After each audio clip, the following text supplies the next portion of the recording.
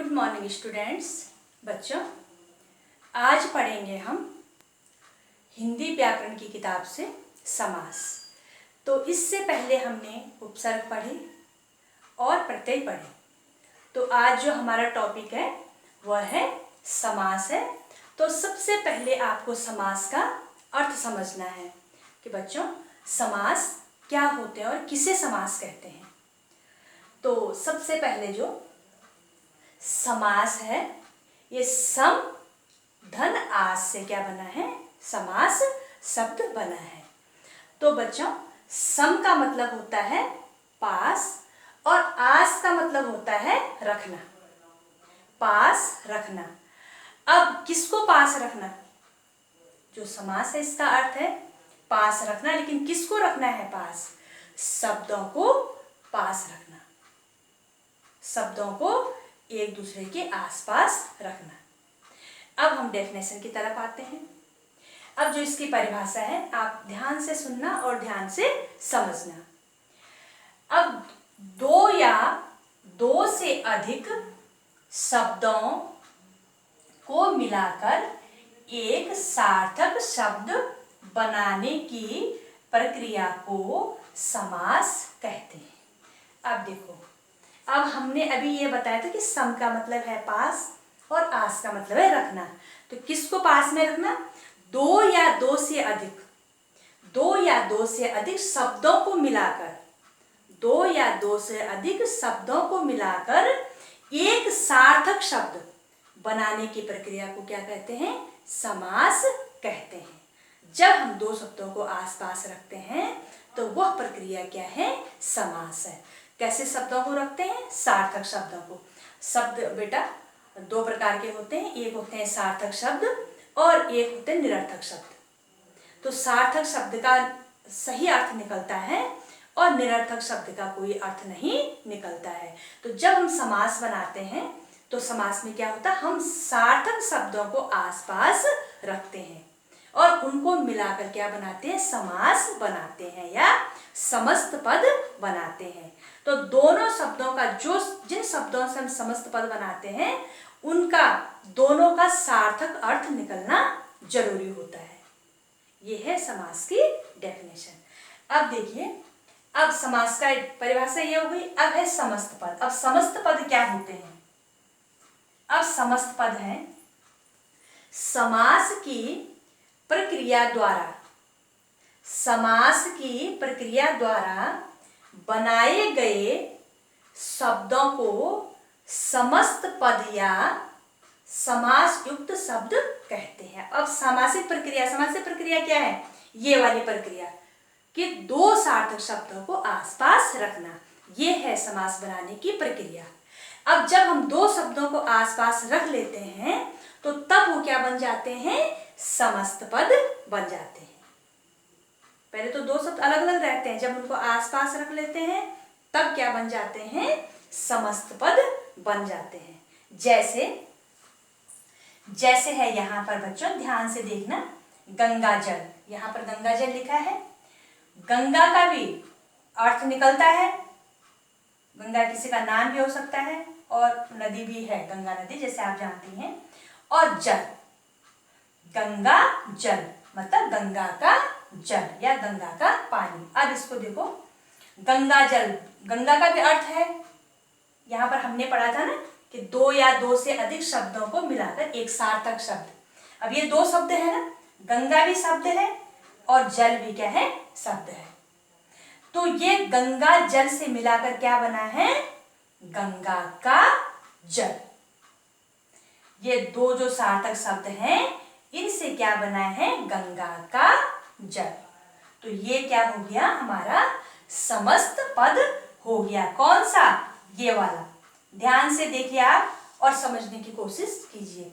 ये गंगा जल जो है ये हमारा क्या है? समस्त पद है। अब दूसरा है हथकड़ी। हथकड़ी जो ये जंजीर होती है, लोहे की जंजीर, तो ये क्या है?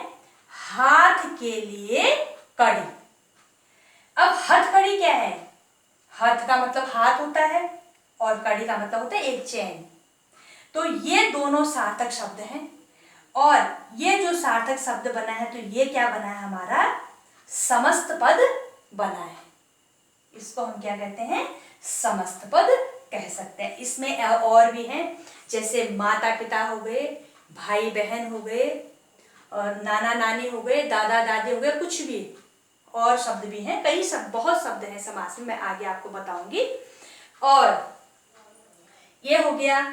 अब इसमें बच्चों ध्यान देना आपने कि इसमें जो ये वाला जो गंगा शब्द है इसको हम क्या बोलते हैं, ये होता है पूर्व पद। ये गंगा शब्द क्या है पूर्व पद है। और जो जल है ये क्या है उत्तर पद। समास में ये आपको जानना बहुत जरूरी है। गंगा हो गया पूर्व पद और जल हो गया उत्तर पद।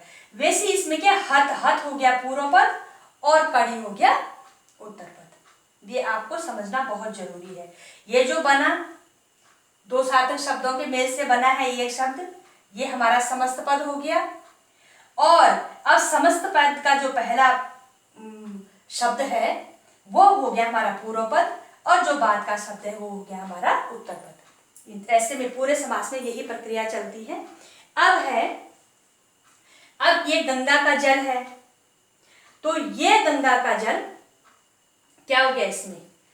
अब इसको देखो, ये समस्त पद है और यह विग्रह दिया है नहीं, अब समास विग्रह। अब समास विग्रह क्या है, जब समस्त पद को अलग अलग किया जाता है, जब समस्त पद को अलग अलग किया जाता है तो उसे समास विग्रह कहते हैं।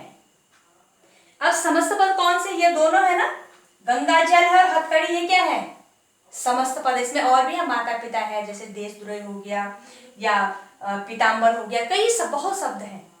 तो ये दोनों क्या हो गए समस्त पद हो गए। मैंने केवल एग्जाम्पल के लिए लिखे हैं, ये दो हमारे समस्त पद हो गए। ठीक है, अब समस्त पद में ये उत्तर पद हो गया, ये पूर्व पद हो गया पहले वाला, लास्ट वाला उत्तर पद हो गया। हर सभी समासों में ऐसा ही होता है। अब देखो, अब जब ये हमने क्या किया, जब समस्त पद को अलग अलग किया जाता है तो उसे क्या कहते हैं समास विग्रह कहते हैं।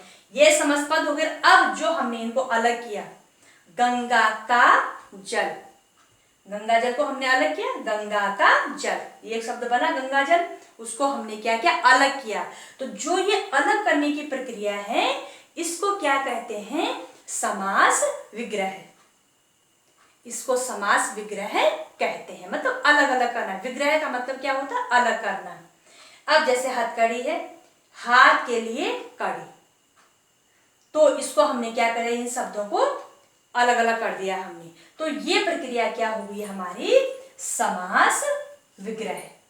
तो बच्चों ये आपने पहले अच्छे से समझना है। परिभाषा है कि सार्थक शब्दों को मिलाकर, दो या दो से अधिक शब्दों को मिलाकर, सार्थक शब्दों को मिलाकर क्या बनता है समास। ठीक है, अब जो वो शब्द बनते हैं, दो सार्थक शब्दों से जो शब्द बनता है उसको क्या कहते हैं समस्त पद। और जो समस्त पद है उसमें क्या है, जैसे गंगाजल, गंगाजल समस्त पद हो गया, हथकड़ी समस्त पद हो गया। इनको हमने अलग अलग कर दिया, गंगा का जल हो गया, इसको हमने क्या करे विग्रह कर दिया।